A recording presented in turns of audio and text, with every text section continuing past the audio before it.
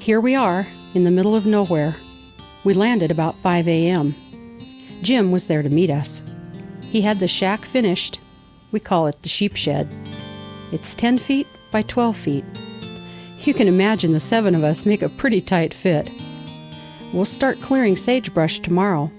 There's a lot to do, but we'll get along all right.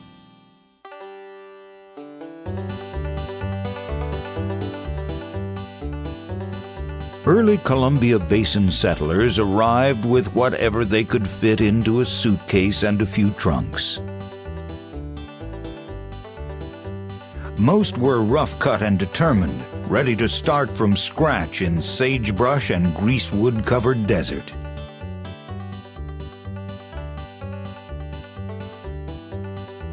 The summer heat hung over the vast, endless prairie like a hot canvas tent. Once in a while, a slight breeze waved through the bunchgrass and sagebrush, which was as tall as the cows' backs. They arrived with visions of prosperity fueled by the raw determination of people on a mission.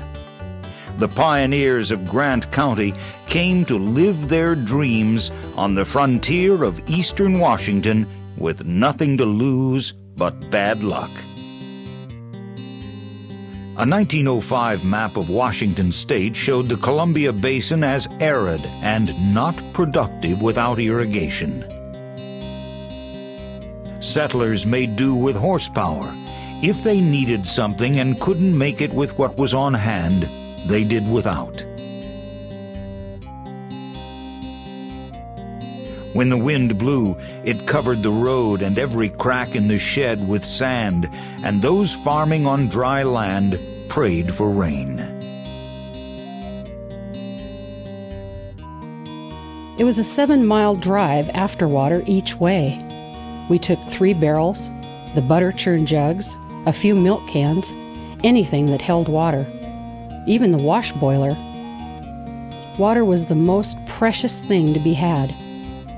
It was always 11 o'clock by the time the water wagon came back home.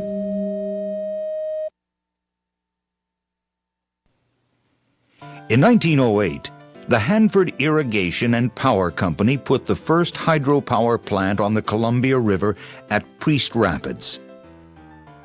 The plant contained 2 900-kilowatt generators. It was powered by water carried to turbines through a natural rock diversion channel.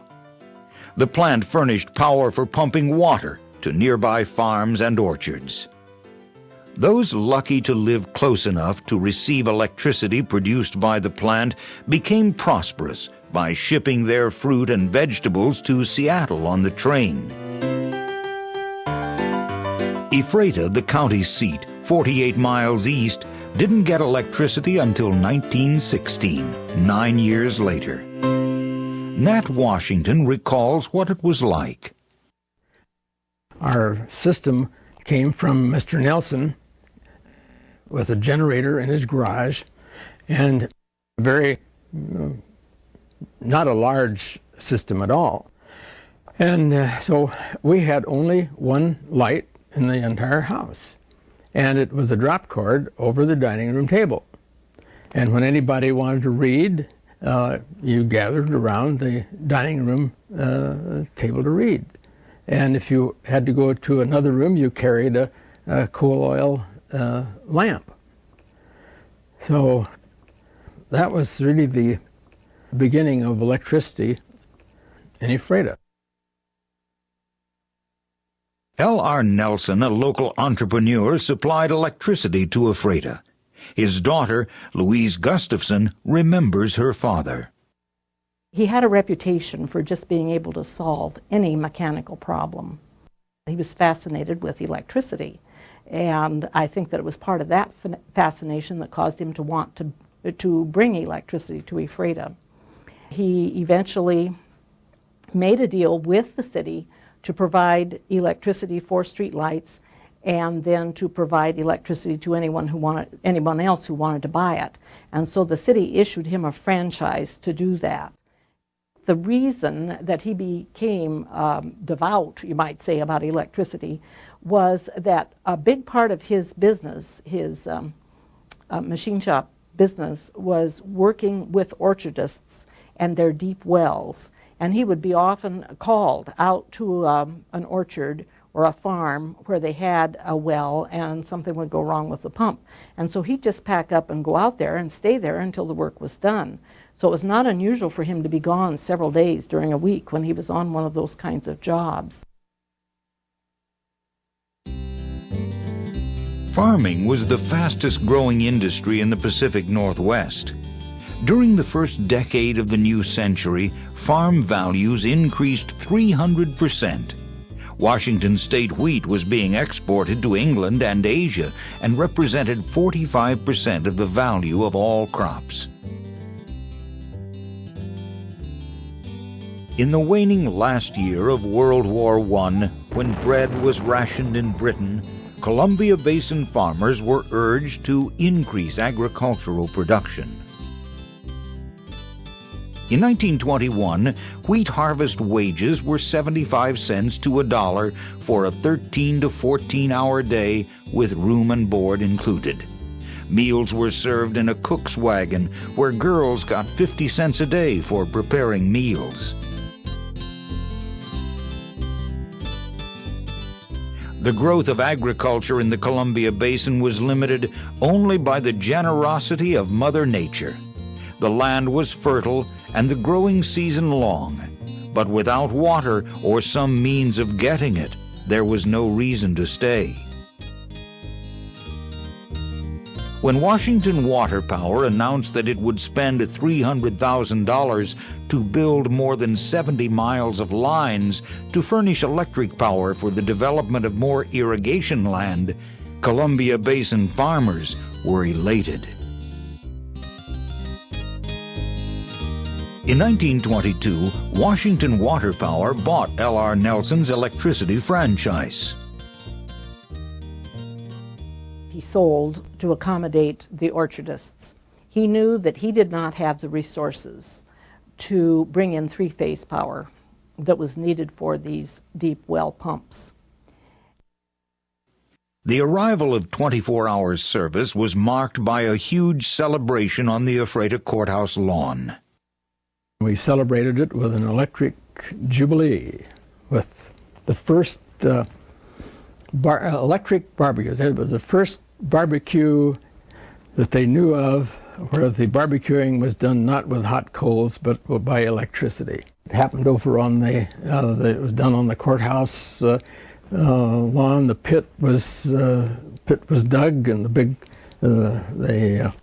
two steers were barbecued. People came in from all over. It was the first one of the great big event as far as Ephrata was concerned. the Electric Jubilee. The cost of building electric distribution lines to serve the far-flung homesteads and family farms scattered throughout the basin proved to be an unworthy investment for Washington Water Power. While encouraging the use of household appliances in rural communities, little was done to bring electricity to farms. He thought he had an agreement with them that if he sold to them, they would then bring three-phase power to the county. And they didn't. He was so angry about that that he and some other people in Ephrata, and I believe the Claps were among them, decided to boycott Washington Water Power for a period of time. And so I can remember when we used Coleman lamps for our light at night because we cut off our electricity for a period of time. Construction began on Grand Coulee Dam in late 1933. Columbia Basin farmers would not gain the benefit they sought from the power produced by the dam. Transmission lines carried the power west to Seattle and Portland and east to Spokane.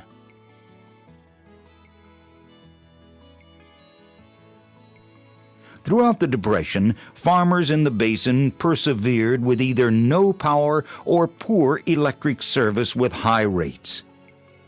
FDR's New Deal set out to organize rural communities, redistribute the population, and promote family farms. The Columbia Basin Irrigation Project was a perfect poster child. It was promoted as a project to create a planned promised land of small farms. It was the largest single reclamation project undertaken in the United States. Fueled by efforts of the Washington State Grange in 1930, voters approved Initiative Number 1, enabling farmers and citizens in rural communities to enter the utility business. On November 8, 1938, Public Utility District Number 2 was created by Grant County voters. In June of 1942, the PUD had 4 employees, 24 miles of line, and 511 customers. 3 years later, they began acquiring the Washington Water Power distribution system and were serving over 2,000 customers. Power requirements after World War II expanded rapidly. Many homes contained washing machines, refrigerators, and other small electric appliances. The Northwest was growing rapidly, and so was the demand for electricity. When Stan Busenbark came to Ephrata in 1945, there was still an iceman in town delivering to a few customers. Then after the war got started and everybody got to buying electric ranges and everything, then it was a mad rush for electricity. By 1948, the Pacific Northwest experienced a power shortage. The Korean War fueled defense industries, including energy-intensive aluminum production in the Pacific Northwest. A flood on the Columbia River in 1948 prompted the U.S. government to authorize the Army Corps of Engineers to develop a dam at Priest Rapids. Money from Congress for the project did not materialize.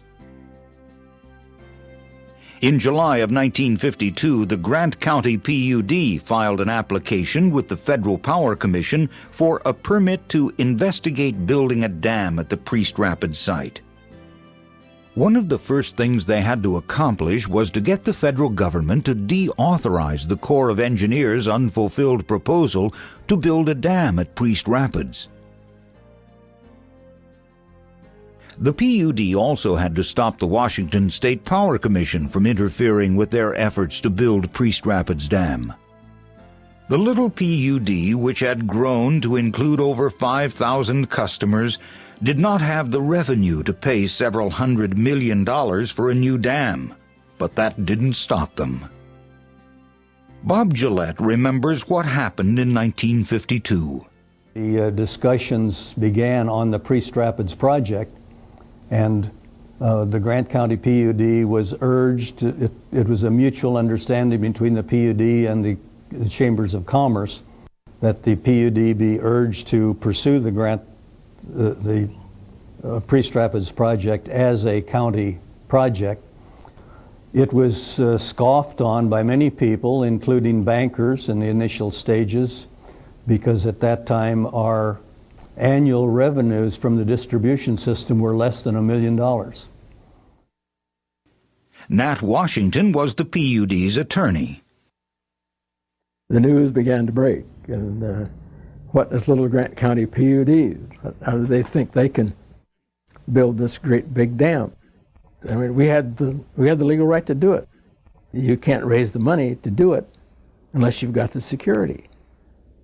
The security is keeping whatever power Grant County needed and selling the rest to Seattle, Tacoma, other PUDs, Washington Water Power, Puget Sound Power and Light, all have great credit ratings. And most attorneys thought I had rocks in my head that Grant County PUD could do it, but the law is just very, very short. PUD has the power to generate, sell, transmit, produce electric power for use within and without the district. Priest Rapids Dam was financed by long-term revenue bonds retired through the sale of power. This bond issue was the largest ever offered in the United States. No tax money or government appropriations were used in construction. After completing site studies in 1954, Harza Engineering recommended 2 low dams instead of 1 high one at Priest Rapids. On November 4, 1955, the Federal Power Commission issued the Grant County PUD a 50-year license to construct and operate the Priest Rapids Dam. The PUD purchased the former Hanford Irrigation Company power plant and demolished it to make way for the new Priest Rapids Dam. On July 9, 1956, Merritt, Chapman and Scott was awarded a contract. Work began 2 months later on the first dam.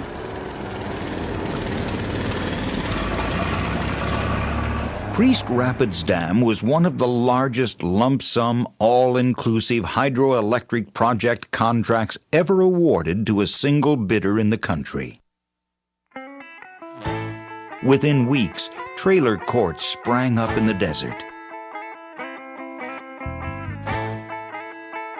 In the summer of 1956, the town of Mattawa, 8 miles north of the dam site, grew from a dusty hideaway to a bustling little metropolis, serving the needs of construction workers. Paul Parker was one of the early arrivals. Nobody really knew where Mattawa was. Finally, I found a guy in Moses Lake that told me he thought it was someplace near Beverly, and that was on the map. So we just drove down here, and it was a real desolate-looking country. There wasn't nothing, and finally I seen a little teeny sign there at the bottom of the hill said Mattawa, and I looked up the hill, and you still couldn't see anything. And we came up in a little town of trailer houses and all construction workers, and 500 people living here, probably 250 trailer houses, and mostly people that could pick up at the drop of a hat and leave, go to the next job.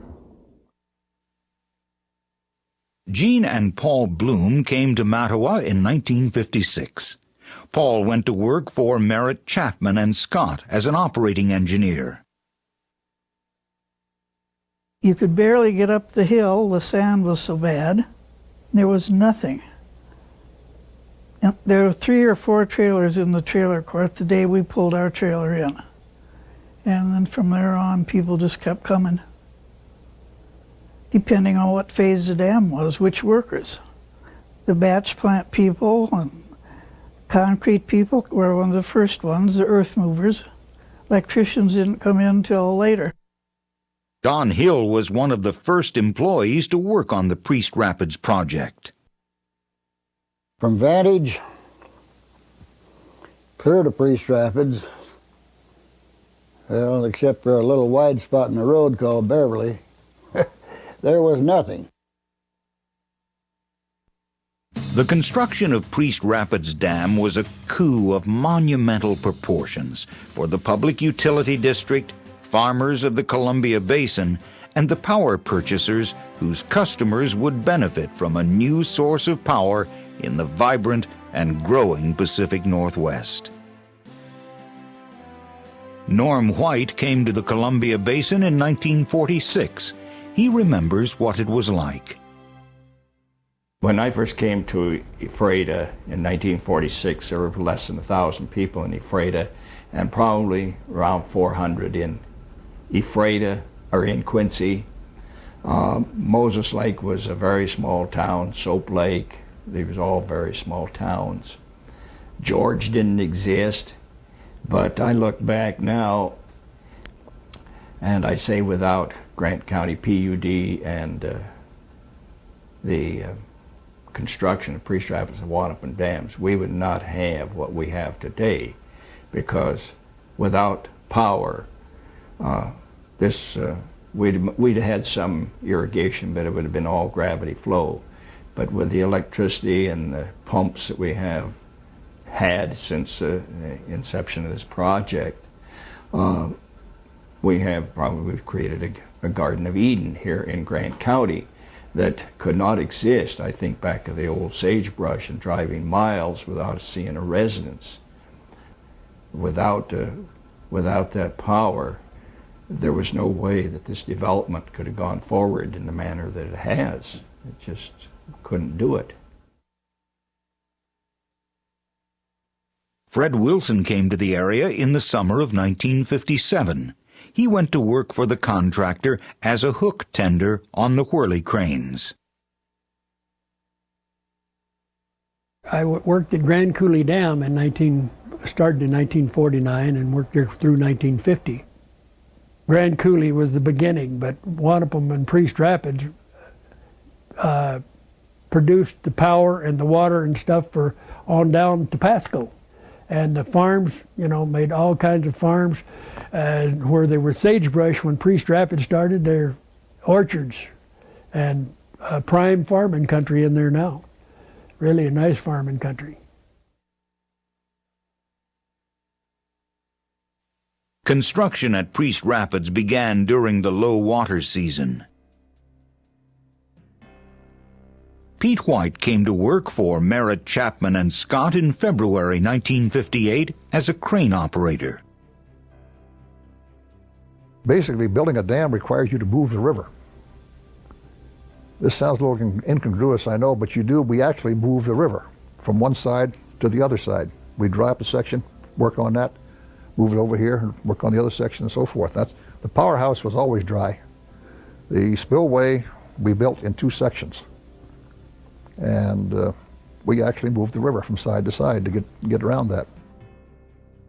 Steel sheet piling was driven into the riverbed, creating a temporary cofferdam, enclosing a 38-acre area for construction of the powerhouse. A cofferdam is a temporary dam. And what we used down here were steel plates. They're about 60 feet long, and they interlocked on each side, and you build them in a circle. And what we did out there on the west side, we built a temporary cofferdam out of wooden timbers to slow the water down. And then after we got that built, then we went back in and built the other cofferdam out of the steel plates, because then we wouldn't have to put up that rush of water trying to get through there. Moving a river was tough and dangerous work. A cofferdam failure could be disastrous.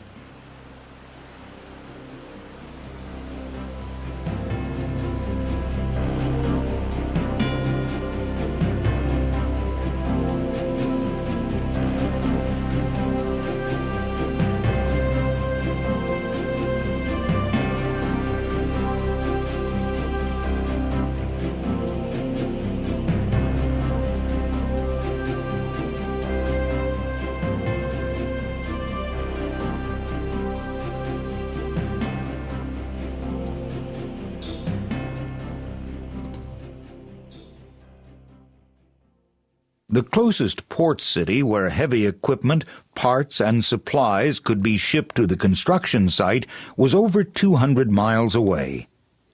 A bridge was built to accommodate equipment that came in on rail cars along the west side of the river.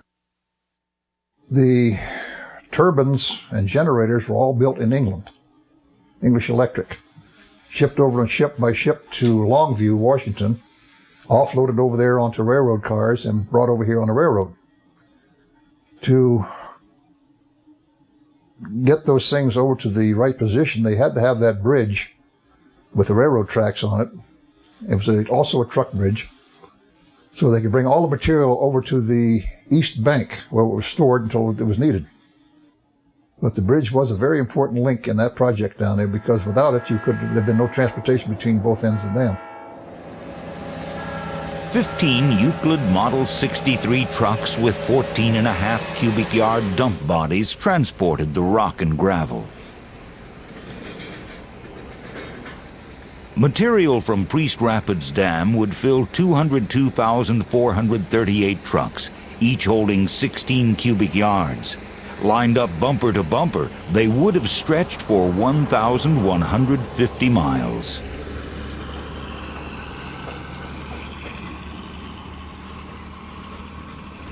Construction started at bedrock.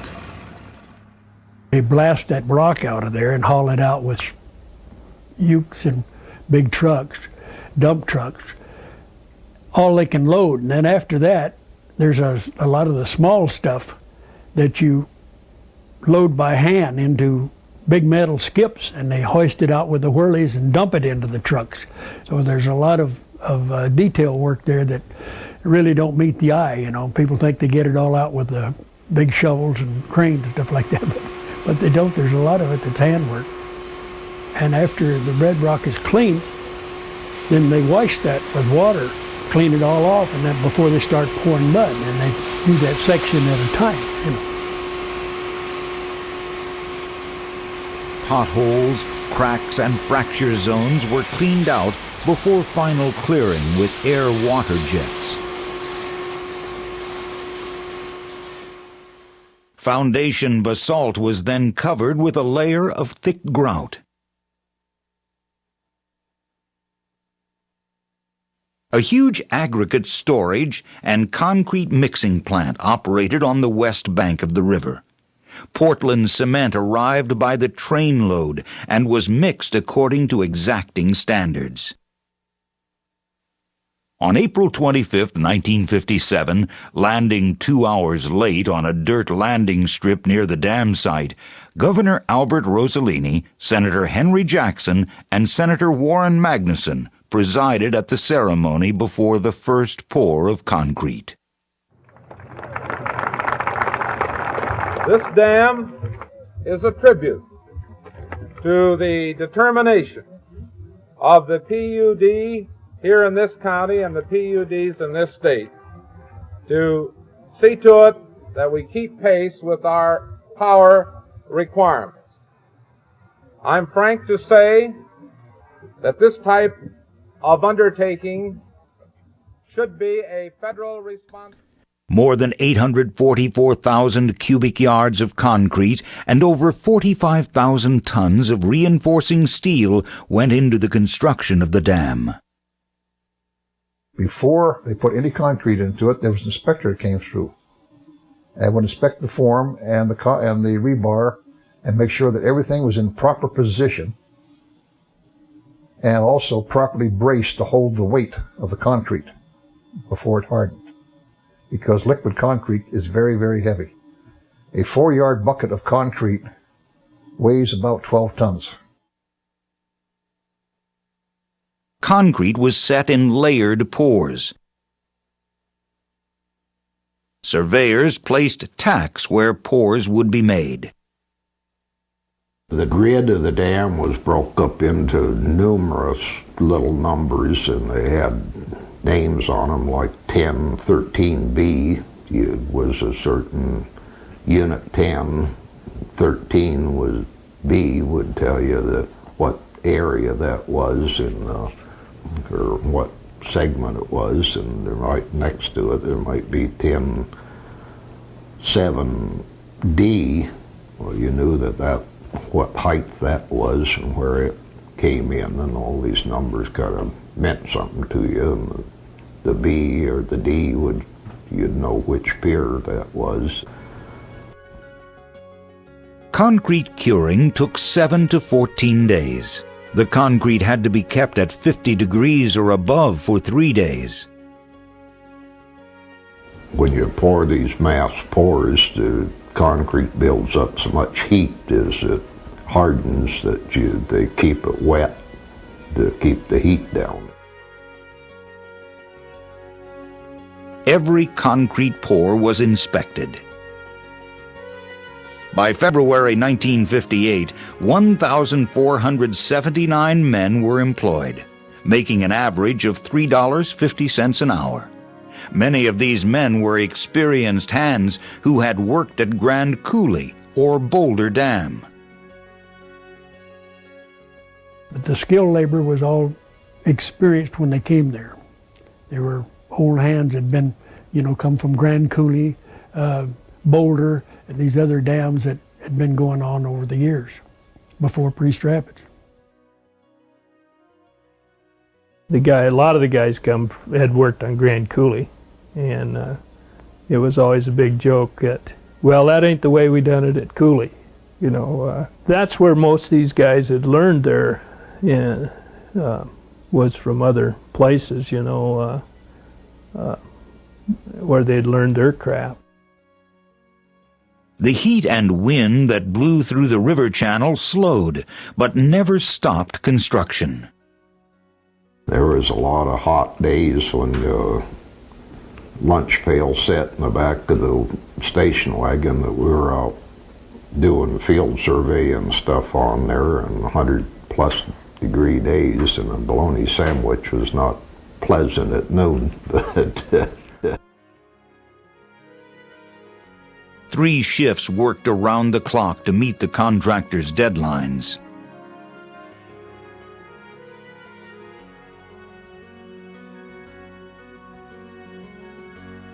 The Whirlies were always busy, and they couldn't get around to all the people. The carpenters would need lumber, the reinforcing people would need steel, pipe fitters would need a piece of pipe set, the electricians would need a transformer set or a piece of equipment, and we were always busy. And at Priest Rapids one time, I worked 3 months, 7 days a week, 12 hours a day on construction.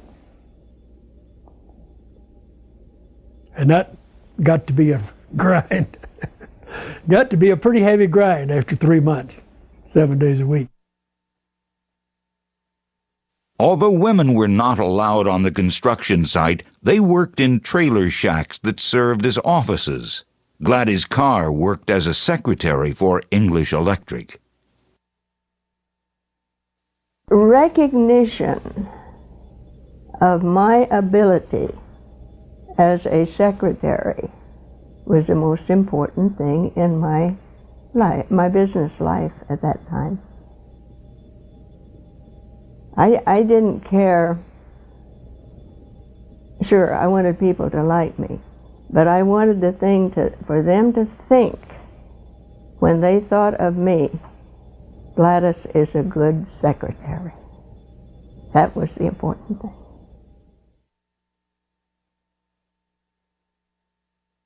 I was foreman in Priest Rapids for a long time, but there's one thing I never did. I never asked one of my men to do anything that I wouldn't do. I had some men that could do things I couldn't do, but I never asked one to do anything I wouldn't do, because if it wasn't safe for me, it wasn't safe for him. All 10 generating units at Priest Rapids Dam were operational by July 1961, several months before their scheduled completion.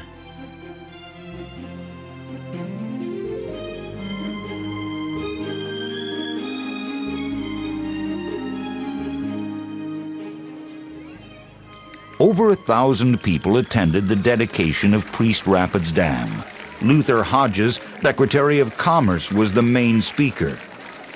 Another speaker, 8-year-old Lenora Salazzi, remembers that day. But by the time that day came, I had it memorized, you know. I had it all memorized because that's part of the teaching, you know, you remember everything you're taught.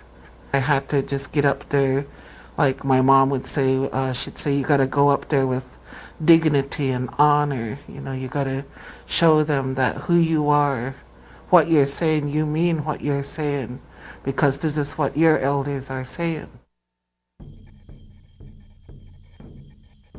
Her father and uncles had signed an agreement with the Grant County PUD that would allow them to continue practicing their religion at a longhouse near the tail race of Priest Rapids Dam. On March 19, 1959, bids were advertised for the construction of the second dam, 18 miles upriver.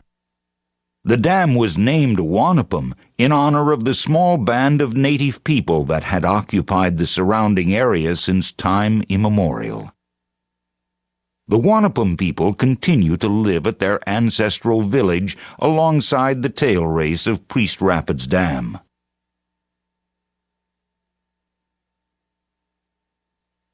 A construction contract was awarded to Grant County contractors led by Morrison and Knudsen in July 1959. Work started the day the contract was signed. Wanapum was so far ahead of schedule because it was actually built high and dry. A lot of people don't realize that. And we didn't have any major floods during the construction. So we never had to worry about any spilling over the Crawford dams into the dam itself while it was under construction. And this put the contractor, I believe, probably about a year and a half ahead of his actual contract date. They were supposed to have it completed. Fred Wilson finished work at Priest Rapids Dam and moved upriver to work at Wanapum. The first thing you pour is the sill. That's where the gate sets down on the bottom, the concrete. And you pour that sill first. And then when they start the piers, where the gates come up and close off, then you start the gate guides. And those gate guides, they're set, we'd have marks, the engineers would give us a mark to go by, and we would start the gate, they put a form in, and then we would put our steel inside the form, and we had a tolerance of maybe, quarter inch plus or minus, or maybe 3/16 plus or minus, and we had to set those gate guides to that tolerance so that the gate would run up and down those guides when they were finished, you know. Three brothers, Bob, Will, and John Wren, worked together on Wanapum Dam. Following in their father's footsteps, they spent most of their careers working on dams. Will Wren was a carpenter.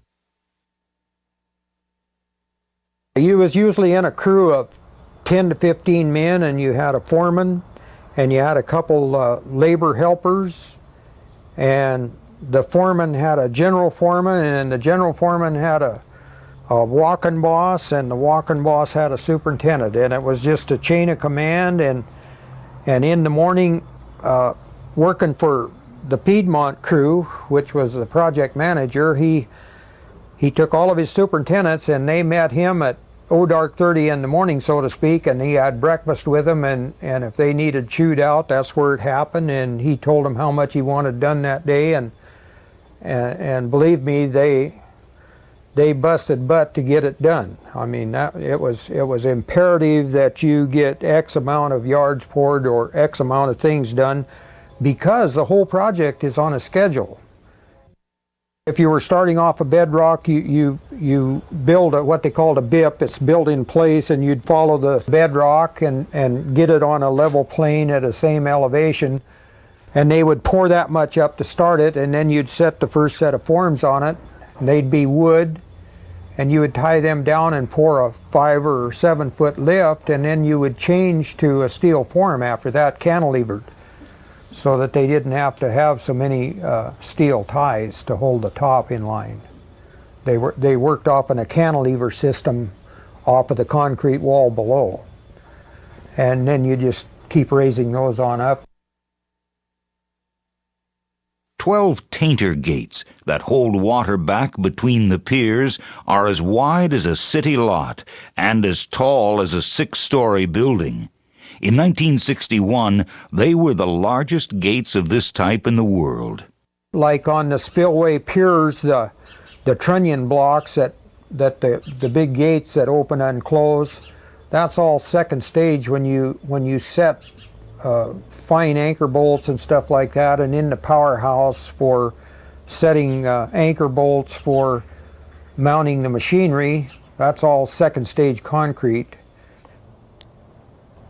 To watch them bolt up those huge arms on the spillway gates to bolts that I had set, and it worked. I think that was the most impressive to me, being a young man and being new to the engineering aspect of construction in a huge way like dams are. You know, you have to take pride in what you do individually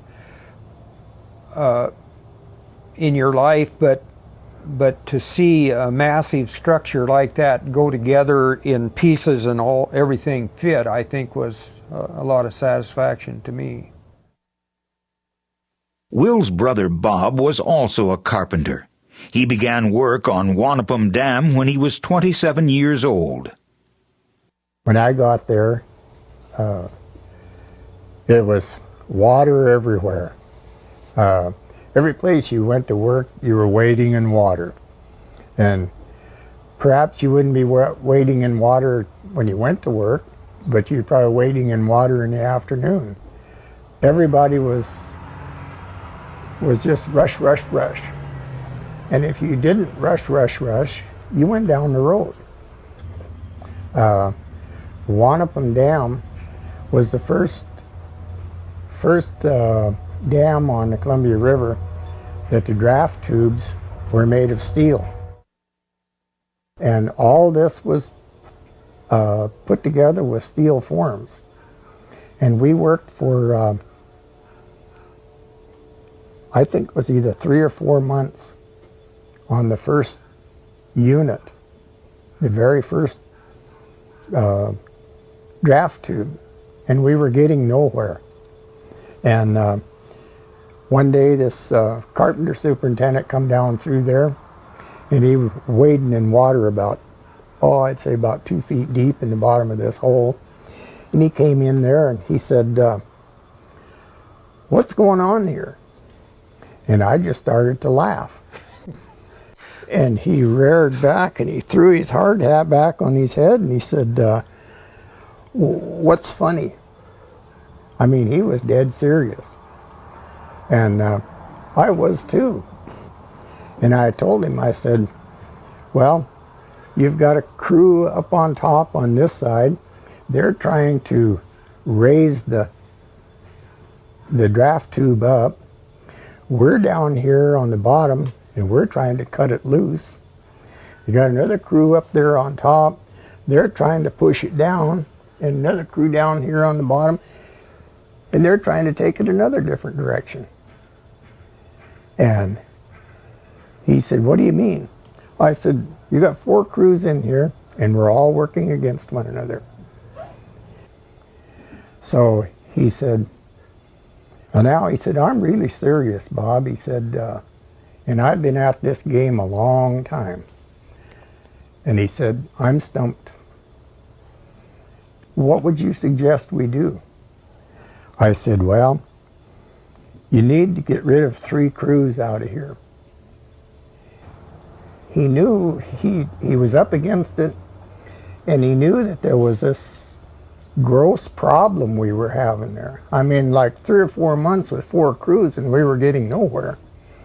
So the very next words out of his mouth was, come Monday morning, you're going to take this crew, and I'm going to take your foreman, and I'm going to make a walking boss out of him. And he said, I'm going to give you 1 week to set these forms. 1 week. And he said, if you don't have this set, you are going down the road. And he turned and looked at John and he says, and you're going with him. Well, we didn't set it in 1 week. It took us 2 weeks. But from then on, we set it in 1 week. The powerhouse contains 10 generating units manufactured by General Electric. Each 87,500 kilowatt generating unit turbine has a 120,000 horsepower rating. 62 million gallons of water flow through the turbines each minute. Starting a new generator took several days. When startup actually started, a man would go in with his lunch pail, and when he went home, he still had his lunch pail full. You didn't stop, you didn't eat for 8 straight hours. You worked continuously, it never stopped. I could see why they didn't give us a lunch hour and coffee breaks. If you had a chance to grab a cup of coffee, you grabbed it. Otherwise, you were on the go. If people don't realize it, when we first started the control room, we didn't have any alarm lights for them generators. We didn't have a door. We had insulation boxes stuffed up in front to hold the noise down. We didn't even have chairs to sit on. No elevators. No telephone room. Like I say, you're flying by the seat of your pants. And when you push a switch, you're not really sure what's going to happen. On January 18, 1964, all 10 units at Wanapum went into commercial operation, making Grant County PUD the third largest non-federal producer of hydroelectric power in the United States. As of December 1965, the general contractor recorded a total of 5,768,491 man-hours that had gone into the building of Wanapum Dam. There's 1,500, 2,000 men working side by side, and you work damned hard. And sometimes you're kind of working against each other, and sometimes you're working in unison. And most times you're working in unison to construct this thing. On June 4th, 1966, Wanapum Dam was dedicated. When you look at that, that's not just a dam, that's a real piece of engineering. That's a whole block of Class A, Class B, Class C concrete, and massive amounts of steel and wood, all that stuff put together to make that dam. And the months and the hardships and the joys of working together, putting that thing together, it gives you a lot of pride.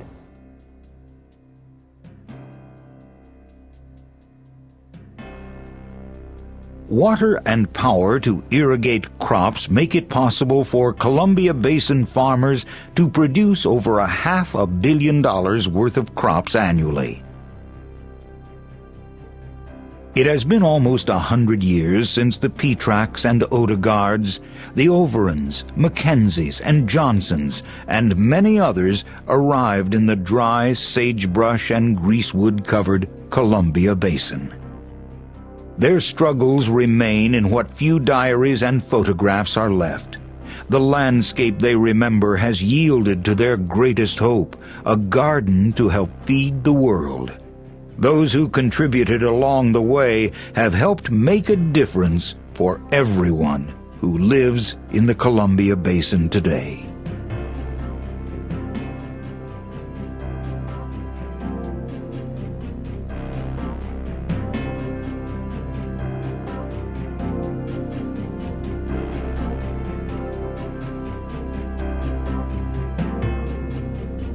I think there's only one thing to say here today, and that is to express the thanks on behalf of the people of the Northwest to the local leaders who conceived this project, and in the face of great skepticism and very considerable resistance all along the line, carried it through to the point where we see it today.